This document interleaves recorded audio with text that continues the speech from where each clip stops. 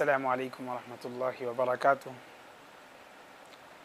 الحمد للہ وحدہ والصلاة والسلام علی من لا نبی بعدہ اما بعد فاعوذ باللہ من الشیطان الرجیم بسم اللہ الرحمن الرحیم یا ایہا الذین آمنوا کتب علیکم الصیام کما کتب علی الذین من قبلکم لعلکم تتقون صدق اللہ العظیم۔ معزز سامعین، بزرگوں، دوستو، آپ حضرات کے سامنے چند ایام سے تفسیر پیش کی جا رہی۔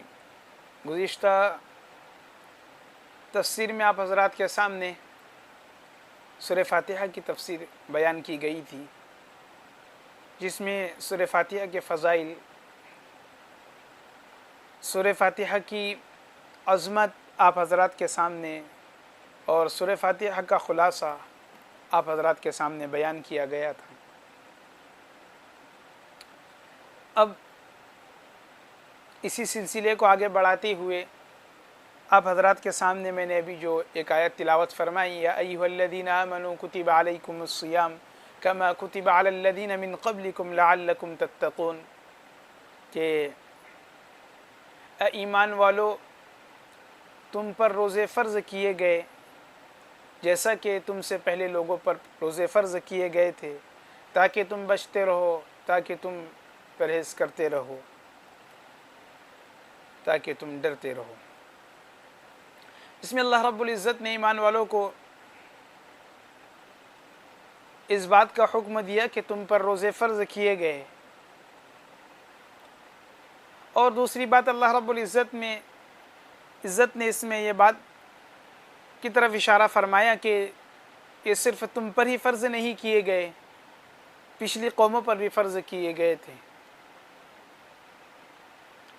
اور تیسری بات اللہ رب العزت نے اس آیت کے اندر یہ بیان فرمائی کہ تاکہ تم بچتے رہو، تم ڈرتے رہو۔ تین باتوں کے ساتھ ساتھ جو اللہ رب العزت نے اس آیت کے اندر تین باتیں بیان فرمائی، اس کے اندر اللہ نے تو تیسری بات بیان فرمائی کہ تم ڈرتے رہو، بچتے رہو۔ یہ بات اللہ رب العزت نے کیوں ارشاد فرمائی؟ کیا ضرورت پیش آئی تھی؟ تو اللہ رب العزت نے اس بات کی طرف اشارہ کرتے ہوئے ہم سب کو متنبہ فرما دیا کہ تم پر روزے فرض کیے، اور تم سے پہلے قوموں پر بھی روزے فرض کیے گئے تھے، وہ اس میں کمی کوتاہی کیا کرتے تھے، سستی برتتے تھے، اور تم کو اس کمی کوتاہی سے بچنا ہے، اور تم کو سستی سے کام نہیں لینا ہے۔ پچھلوں نے سستی سے کام لیا۔ گویا کہ اللہ رب العزت نے اس کے اندر فرضیت کے ساتھ ساتھ امت کو پچھلی قوموں کے حالات سے بھی آگاہ کر دیا۔ پچھلی قوموں کے حالات بھی اللہ رب العزت نے اس امت کے سامنے بیان کر دیے، اور یہ ارشاد فرمایا کہ تم ان سے متاثر نہ ہونا،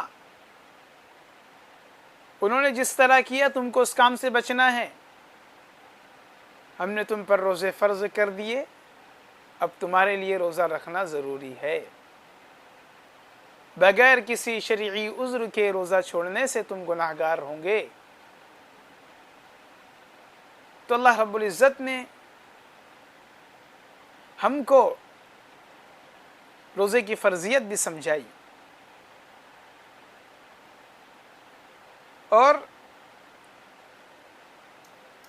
گویا کہ اللہ رب العزت نے جو بچتے رہنے کی قیدیں لگائی، جو بچتے رہنے کا آگے ذکر فرمایا، اس سے بہت باتیں سمجھ میں آتی۔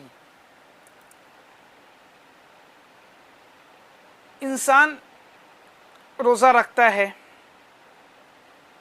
روزہ رکھنے کے بعد دن بھر انسان بھوکا پیاسا رہتا ہے، لیکن بھوکا پیاسا رہنے کے ساتھ ساتھ وہ نہ تو چغلی سے بچتا ہے، نہ تو غیبت سے بچتا ہے، اور نہ کسی کو تکلیف پہنچانے سے بچتا ہے، اور نہ کسی کو گالی دینے سے بچتا ہے۔ تو روزہ تو اس چیز کا نام نہیں ہے، بلکہ روزہ تو نفس کے ہر چوچلوں سے بچنے کا نام ہے، نفس کی ہر خواہش سے بچنے کا نام ہے۔ اللہ نے جو روزے کی فرضیت نازل فرمائی اس کے اندر ایک حکمت یہ بھی ہے کہ انسان کا نفس انسان کو بری باتوں کی طرف مائل کرتا ہے، شہوتوں پر ابھارتا ہے، تو اس سے بچنے کا ایک ذریعہ اللہ رب العزت نے روزے کو بنایا ہے۔ انسان روزے کے ذریعے نفس کے چوچلوں سے بچ جاتا ہے۔ اسی وجہ سے اللہ رب العزت نے اس کے اندر لعلکم تتقون کی قید لگائی کہ روزہ رکھنے کے بعد تم کو ہر چیز سے بچنا ہے، اللہ رب العالمین کی ذات سے ڈرنا ہے۔ تو اللہ نے روزے کے اندر یہ حکمت اللہ نے رکھی ہے کہ انسان نفس کے چوچلوں سے بچ جاتا ہے۔ دیگر قوموں کے اوپر بھی اللہ رب العزت نے روزوں کو فرض کیا تھا۔ حضرت آدم علیہ السلام سے لے کر جناب آقا محمد عربی صلی اللہ علیہ وسلم تک لوگوں پر روزے فرض کیے گئے، لیکن ایام مختلف تھے، روزہ رکھنے کے دن ہر امت کے الگ الگ تھے، اور اس امت کے روزہ رکھنے کے ایام بھی دیگر قوموں کے ایام کے مقابلے میں مختلف ہے، بدلے ہوئے۔ روزہ تو سب پر فرض ہوا، بس دنوں میں تبدیل کر دی گئی، دنوں کو بدل دیا گیا۔ اسی طرح اس امت پہ بھی روزے فرض کیے گئے۔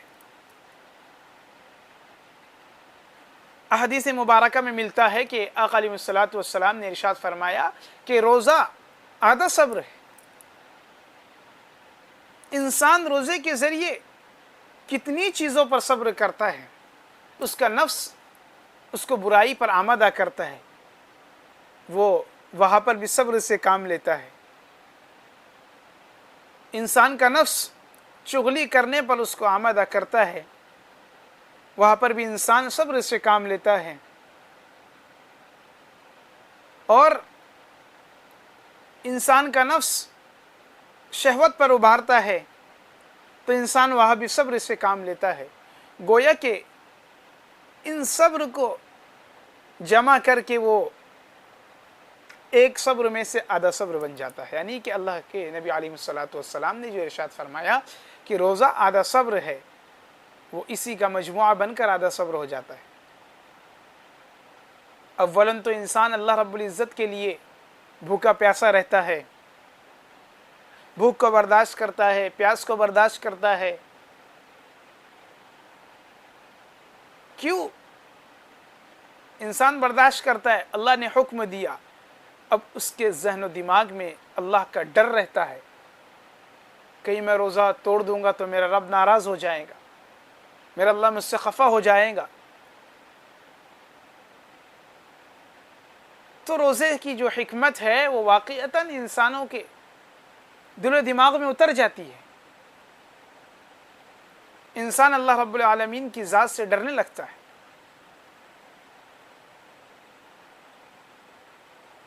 اس لیے ہم کو چاہیے کہ ہم روزے کو فرض سمجھے اور روزہ رکھنے کی پابندی کرے۔ بغیر شرعی عذر کے روزہ چھوڑنا گناہ ہے۔ انسان کے لیے بالکل بھی شریعت میں گنجائش نہیں ہے کہ انسان بغیر کسی شرعی عذر کے روزہ چھوڑ دے۔ جس طرح اللہ رب العزت نے نمازوں کو 5 وقت کی نماز ہم پر فرض کی، اسی طرح اللہ رب العزت نے ہم پر روزوں کو فرض کیا، اور روزے کی فرضیت اس آیت کے اندر نازل فرمائی، یا ایھا الذین آمنوا کتب علیکم الصیام کما کتب علی الذین من قبلکم لعلکم تتقون۔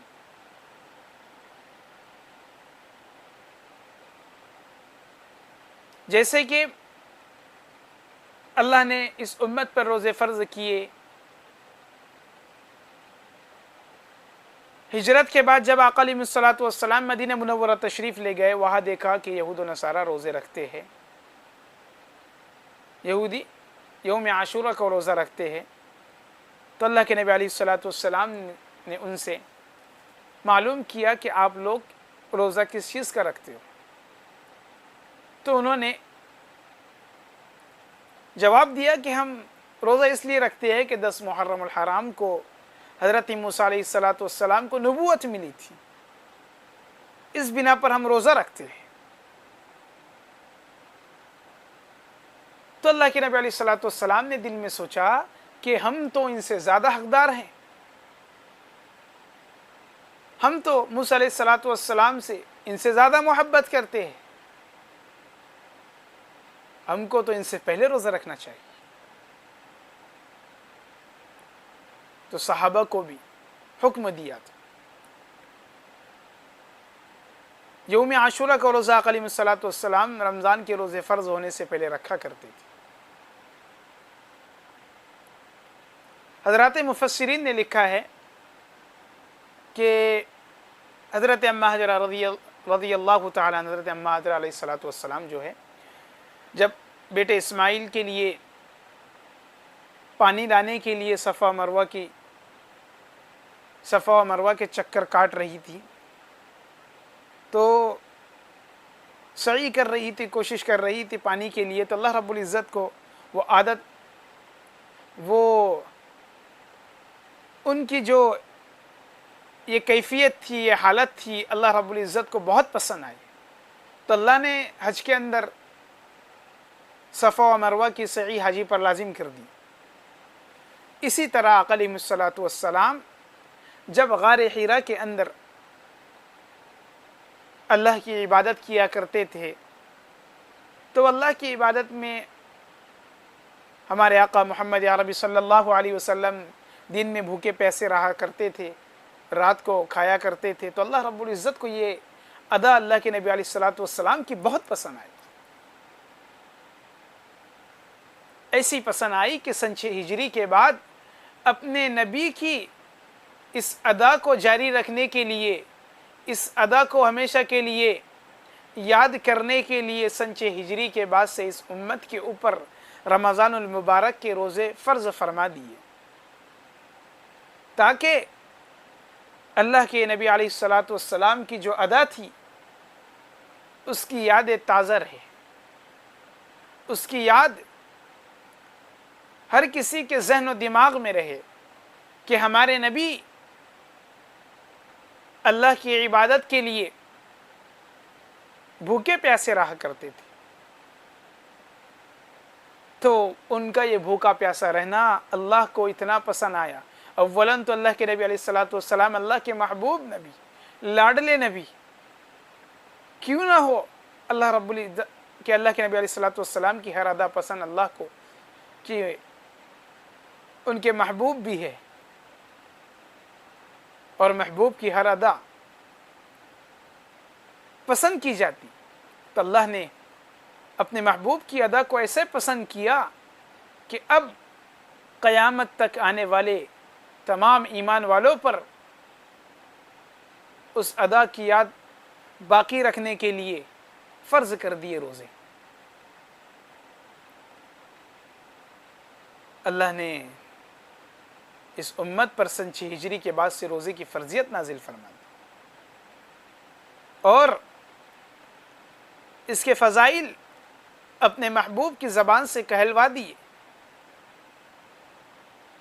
اور اللہ کے نبی علیہ السلام کی زبان مبارک سے یہ الفاظ کہلوائے کہ کہ ایمان والو سن لو کہ رمضان کا ایک روزہ پورے سال میں رکھے ہوئے روزوں کی برابری نہیں کر سکتا۔ یعنی کہ آدمی پورے سال کے روزے رکھے، وہ رمضان کے ایک روزے کی برابری کر ہی نہیں سکتے۔